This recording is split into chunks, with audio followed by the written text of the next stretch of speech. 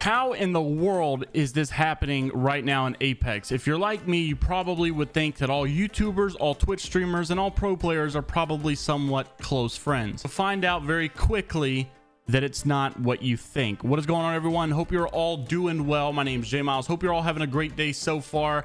As you can see on screen right here, we actually hit our goal, 69,420 subscribers. However, it doesn't end here. The next goal is 690,420 subscribers. Make sure to do me a favor, hit the like button and subscribe to the channel for me if you don't mind. Get ready because today's video is quite the roller coaster. Talking about the event trailer that came out yesterday, all the drama within pro players on Twitter, it's absolutely insane, so get ready. But before we get into the video, I have something I've been working on for quite some time now and I'm super excited to be able to share it with you. It's an awesome event for an awesome charity that means a lot to me and my family, and that is the Able Gamers charity. And thanks to Mech Arena for doing this event and sponsoring today's video. So Mech Arena is a killer new 5v5 mech shooter with tons of unique mechs, weapons, and skins, and a variety of different maps and new game modes. It's really fast paced, it's competitive, which makes it not boring whatsoever, and you can play solo or team up with your friends and take on the world. So Mech Arena just kicked off a massive event running now until December the 15th to raise $100,000 for charity by destroying 1 billion mechs in game. As the whole community hits milestones, Mech Arena donates more funds to charity and will hand out prizes to the players, from in-game loot to a whole box of limited edition Mech Arena merch shipped right to your door. And that's not all. 10 lucky players will take part in the grand finale, the Mech Arena Championship, on December the 16th for a chance to pilot a real life mech. So if you want to pilot a giant real life mech, or if you just want to help for a good cause, here's how to get started. First, install the game via my link down in the description below, or you can scan the QR code right here. It's completely free on Android and iOS, and if you use my link, you'll get 50,000 credits, 3 gold crates, and an exclusive Mechs Are Here event skin just for taking part. To win the big prizes like the merch box or the mech piloting experience, you'll need to register for the event, and it's super easy. Once you're in game, you just hit the Mechs Are Here button in your hangar and sign up, and that's it. Start playing and go make some mayhem for a great cause. And if you're quick, you can also add me to your friends list as JMeyels that you see right here, and we can play some matches together. So I'll see you in the game. First off, what the heck is going on with Respawn? Ryan Rigney left not long ago, and now Jason McCord is gone. What in the world is wrong with Respawn? Why are they losing so many OGP? We also had Chin, who left not long ago. So why are these OGs leaving Respawn in a game that they were so happy about developing? There's gotta be something that we're not seeing. I understand that new job offers come in and maybe there's something that they like, but I don't feel like good developers are going to leave a game that they see thriving in the years to come. But Jason specifically said he had no plans quite yet, so why would he leave a job with no plans? I'm telling you, something is going on. I'm not saying Apex is dying, but I'm starting to feel like maybe all the things that we thought we were gonna see maybe aren't coming, and they don't want to be here when it happens because they know it's going to fall back on them, and they know they're going to have to deal with it. Maybe Daniel Klein's not so sad about being fired after all. So our next topic is coming from Kazi, and huge shout out to Kazi for this, because this man actually got Imperial How and PvP arguing on the timeline as he shows this Twitter clip of PvP calling out TSM Imperial How for being a hypocrite after posting a tweet calling out NA teams for having laughable mental fortitude, but yet they're leaving in the middle of these scrims. So basically, like, he's calling out, you know, this is bad sportsmanship for you to be leaving in the middle of these scrims because you're angry or because you get mad. And yeah, it got really heated down in the comments below here. So it started when PvP replied to Kazi and said it's not that deep at the end of the day. And my honest opinion is he said this because he was trying to calm things down, because he knew Hal was not going to have this. So Hal did reply to this, honestly, and he said, dang bro, I left maybe 1/2 of a scrim out of my whole 2 years of competing, while your team leaves left and right. Great comparison though. And he also said, and us leaving when it happened wasn't because we had a bad mental fortitude, but instead the idiotic plays that were being made by every team almost every game that was played. PvP replied and said, everyone has their own reasons for leaving. If you were in our shoes, I think you'd make the same decision, but like I said, it's not that deep. Looking forward to the last 2 ALGS days this weekend and moving past any pointless impression farming drama trying to be made from this. And Imperial How responded and said, I do not care about impressions. I care about my friends succeeding, and that's even if I have to roast them myself, but it's okay. You'll see soon enough. Things really didn't end there. Back to the original tweet where Imperial How was talking about the laughable mental fortitude of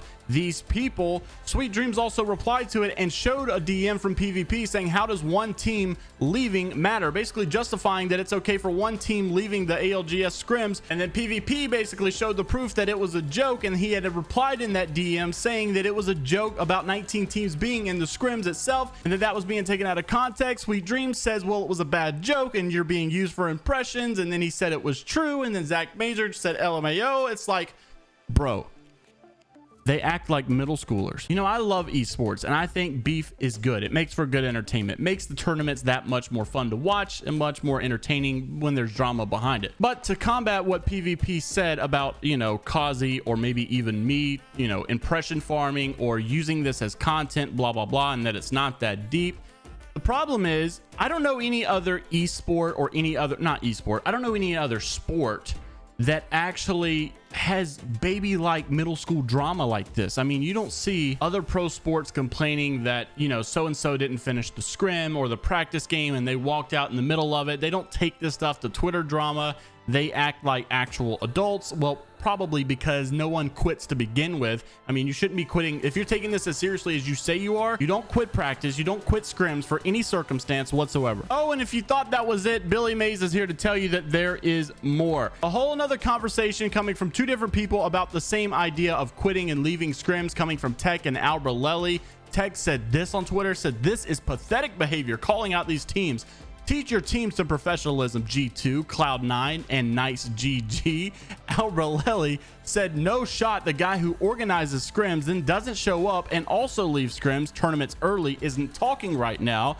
And he replied and said, this meme is so weak, I would hope you could come up with a better response. And he said, not even a meme, it's a genuine response to a hypocritical comment. I love all the hypocrisy that is being thrown around. He said, I organized scrims while at work and was late to one game, just one game, but I showed up to game 2. What have you done other than rage quit scrims for the 5th time now? Into which Albrelelli replied, yes, I'm the one personally quitting scrims, not the one who was full muted coming back being told we weren't playing anymore. He said, well, in that case, I apologize.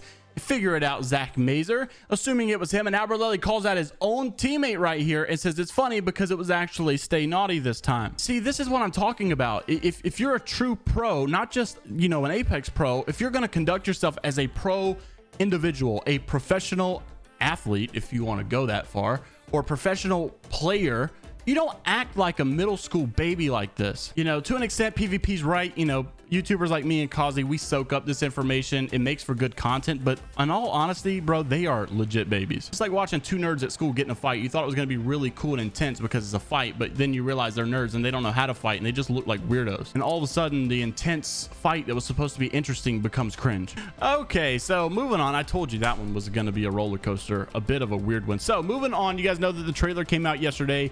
These are just some highlights. There's a link down in the description if you guys want to see the actual patch notes, but these are just some highlights. Once again, the arc star is getting nerfed, damage and slow fall off. This is coming from John Larson, by the way. Watson bug fixes, which include wacky fence placement behavior and custom reticle colors. Yay! The long-awaited quality of life update headed by the one and only JMeyels, I don't know how to pronounce that, is finally here. And as you can see right here, this is what it'll look like to customize your reticle or customize the color of your reticle. And I think that it is cool, but you know, it's kind of been a long time. In other news, it is really good to know that the Winter Express is coming back, probably the best LTM that Apex has ever had. However, it's getting a little bit wonky, the fact that it's the same Christmas event over and over and over. The Watson Heirloom will also be here if you guys are interested in that. And if you're wondering why I sound a bit disappointed, it's because in yesterday's video, I was going off of a quote straight from Respawn saying that they had all of these LTMs planned for this season. And here's our big event of the season, which is the Christmas event, and there's only one LTM, and it's not even a new one. It's actually a recycled one for about the 3rd time. So I'm keeping my hopes up. I don't know if I should, that these new LTMs they promised will come in an event maybe towards the end of season 11. And I hope that it's not just one LTM. It better be multiple, because that's what they said. And if you're an OG who was around during the Grand Soiree event, you know how good it was. I really hope they do something like that and they just bring all of like this gold week or something. A lot of people are saying it's weird that they zoomed into all the gold armors and they didn't really know the significance of it, and they might think that that has something to do with the gold week coming back. I don't know. I hope it does. We also got a really big major rank change, thanks to Champ for tagging me in this. So you guys know that I talked about a tweet on the last video about a possible change to where the servers are now region locked and you can't actually go to another server and play that's on a high ping because it's an easier server. PvP did confirm this though, saying major rank change. You can no longer swap to other regions via in the game settings. I tested Tokyo, Taiwan, and Sydney, which were all over 150 ping so far, and all 3 servers still put me in NA servers.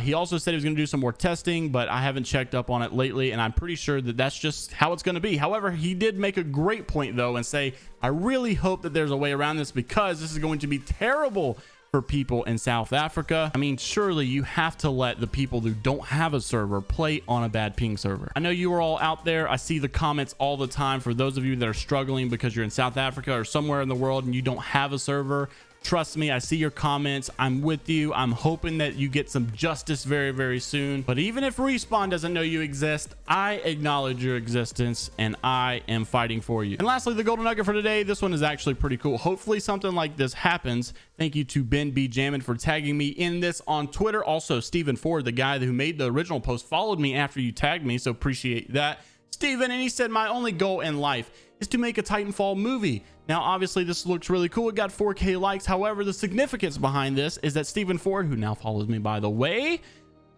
is a director. So this is a legitimate possibility someday. Let me know what you all think down in the comments below. And if you did enjoy the video, make sure to leave a thumbs up and subscribe to the channel. Also, the giveaway winners for last video, actually it was 2 videos ago, but I told you have 2 more chances, are these 2 people on screen, Ginger and FBG Frog YT. Make sure to DM me on Twitter or Discord. Also, one of you that were in stream won a giveaway challenge yesterday, and I still haven't received a DM from you. You know who you are if you're watching the video. Make sure to reach out. Check me out on all my socials down in the description below. See you all in the next one. Have a great rest of your day. It's Vibrate, only positivity, and I'll see you all in the next one. Later, Gators.